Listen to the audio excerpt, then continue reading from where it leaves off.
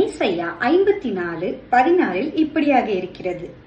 நீதியினால் சிறப்பட்டிருப்பாய், கொடுமைக்கு தூரமாவாய், பயம் இல்லாதிருப்பாய், திகிலுக்கு தூரமாவாய், அது உன்னை அணுகுவதில்லை. ஆமாங்க, இன்றைக்கு கர்த்தராகிய இயேசு கிறிஸ்து உங்களுக்கு ஒரு வாக்குத்தத்தத்தை கொடுக்கிறாருங்க. நீங்கள் தீமைக்கு விலகி இருப்பீர்கள், பயம் உங்களை அணுகாது. ஆமாங்க, இன்றைக்கு ஒருவேளை நீங்கள் பிரச்சனைகள் நடுவா போயிட்டு இருக்கீங்க, மனிதர்கள் உங்களை நெருக்கி கொண்டிருக்கிறார்கள், பிரச்சனைகள் உங்களை நெருக்கி கொண்டிருக்கிறது அப்படின்னு சொல்லி நீங்க ஃபீல் பண்ணிட்டு இருக்கீங்களா?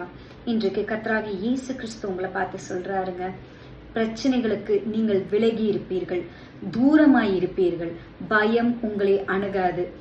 எந்த ப்ராப்ளம்ஸ்ல நீங்க போயிட்டு இருந்தாலும் இன்றைக்கு உங்க கண்களை ஏறெடுத்து, இயேசுவே நீர் என்னை எல்லா சூழ்நிலைகளிலிருந்தும் என்னை தப்புவித்து என்னை விடுதலையாக்கி என்னை உம்முடைய அண்டையில சேர்க்க உண்மை உள்ளவர்ன்றதை நான் விசுவாசிக்கிறேன். என்னுடைய விசுவாசத்தின் படியே என்னுடைய பிரச்சனைகள்ல இருந்து, என்னுடைய வியாதியிலிருந்து, மனிதர்கள் மத்தியிலிருந்து நீர் என்னை விடுவித்து நீர் என்னை தப்புவிக்க உண்மை உள்ளவராய் இருக்கிறீர். நீர் அப்படியே செய்வதற்காக நன்றின்னு சொல்லி பாருங்களேன். கண்டிப்பா நான் சொல்றேங்க, இந்த வசனத்தின் படி அது ஒருபோதும் உங்களை அணுகாது. அது எதுவா வேணா இருக்கட்டும்ங்க, மனிதர்களா இருக்கட்டும், வியாதியா இருக்கட்டும், பிரச்சனைகளா இருக்கட்டும், அது உங்களை அணுகாது. ஏன்னா கர்த்தராகிய இயேசு கிறிஸ்து உங்க கூட இருக்கிறார். God bless you.